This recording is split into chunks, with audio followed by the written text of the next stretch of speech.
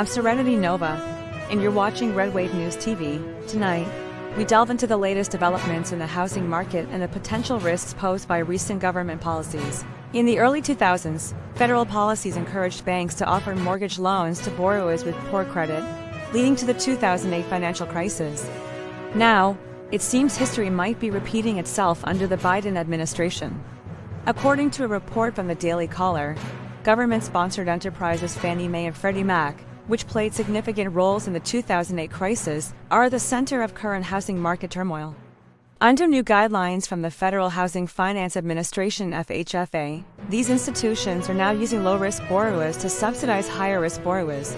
Fannie Mae and Freddie Mac's new mortgage pricing mandates have raised interest rates for low-risk borrowers and lowered them for high-risk borrowers, said Jason Sorens, a senior fellow at the American Institute for Economic Research. He warns that this could lead to a situation similar to the subprime crisis, where high-risk borrowers are encouraged to take on debt they can't repay, potentially harming Fannie Mae and Freddie Mac's financial health. Further complicating matters, the FHFA recently raised the mortgage limit for single-family homes and proposed allowing Freddie Mac to buy second mortgages. Additionally, new rules to prevent racial and ethnic bias in home appraisals might lead banks to make imprudent loans to avoid regulatory scrutiny, mirroring conditions before the 2008 crisis. With high inflation and a sluggish job market, home prices and private debt have surged.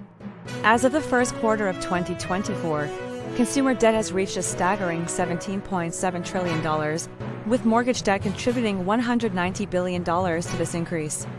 Edward Pinto, senior fellow at the American Enterprise Institute's Housing Center, commented, "The reality is that you have to look at Fannie, Freddie, and the FHA as one big organization leaning toward riskier loans and higher debt-to-equity ratios. This could be sustainable for a while, but when economic stress mounts, the consequences could be severe." The Federal Reserve is particularly vulnerable, holding over $2.3 trillion in mortgage-backed securities purchased from government-sponsored financial institutions.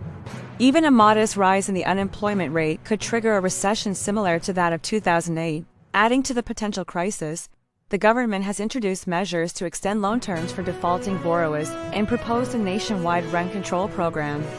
This includes a tenant bill of rights, which could cap rents as a percentage of household income and provide free legal fees for tenants, potentially reducing the supply of rental housing and increasing rents for most tenants. Despite these alarming signs, the administration remains focused on addressing what they perceive as corporate greed within the housing market, believing government intervention is a solution. However, experts warn that these interventions could lead to a repeat of the 2008 crisis or worse. Stay tuned to Red Wave News TV for more updates on this developing story. I'm Serenity Nova, and we'll be right back after this short break.